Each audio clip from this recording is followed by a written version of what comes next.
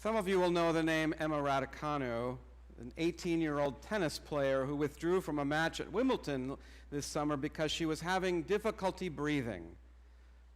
John McEnroe suggested that she was merely emotionally overwhelmed. John McEnroe, who made a career out of getting ejected from tournaments, berating umpires, and smashing his racket, called her emotionally overwhelmed. When Simone Biles chose not to compete in some competitions at the Olympics, citing concern for her mental health, a bunch of men piled on with disgusting comments like Charlie Kirk, who called her a shame to the country and a sociopath. He said, "We are raising a generation of weak people like Simone Biles." The Texas Deputy Attorney General called her selfish, a childish national embarrassment. Piers Morgan made deeply offensive comments about Biles and Naomi Osaka, the young tennis player who also chose to prioritize her own well-being. And when confronted, he took no responsibility and instead accused the two women of playing the, quote, mental health and race cards. I don't know what a mental health card is supposed to mean. I guess it's meant to be a dog whistle to demean women as hysterical. It certainly doesn't suggest that it is equally important to care for one's mental health as it is a torn ligament. And so what does this have to do with the widow and the temple treasury?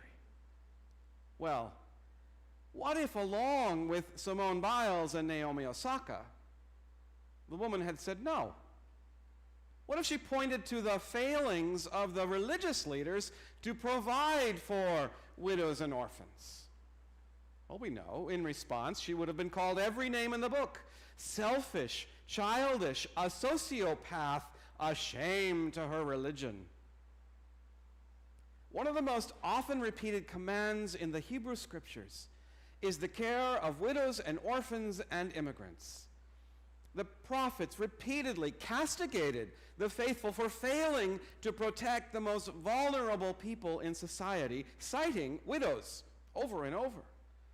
And here we have a story about a widow giving up literally every last cent she owned. Why would she have only had 2 coins in the first place? So we should absolutely praise her faithfulness. She loved the Lord without question and demonstrates dependence upon God to provide, willingly or not. She was the exemplar of generosity to do all she could with everything she could, undeniably worthy of our admiration. But shouldn't we also ask why she was forced to depend on God for her survival? I would argue this story isn't about her, or at least it isn't only about her. This is a story about the men who utterly fail her. Except that they didn't just fail her. That sounds like, oh, that's too bad. This widow isn't just down on her luck. Remember the word devour. While devouring feasts from the head places of honor at banquet tables overflowing with abundance, these men, these religious leaders, get that, also devoured widows' houses. With that word, devour, the NRSV really paints the picture. Their wealth was at her expense. The long fringe on these men's robes was paid for by the sacrifice she was expected to and did make. The widow isn't down on her luck. The poor old widow. No, she was consigned there. And what if she had said no? I know she had no power like that, but we do. And so reading the Bible with a social justice lens, which I would argue is simply a Jesus lens, shouldn't we ask, Traditional biblical commentators call the poor widow, quote, a good example of devotion to God. What if instead commentators said the religious authorities were a bad example of devotion to God? Actually, a full interpretation of the text would be and.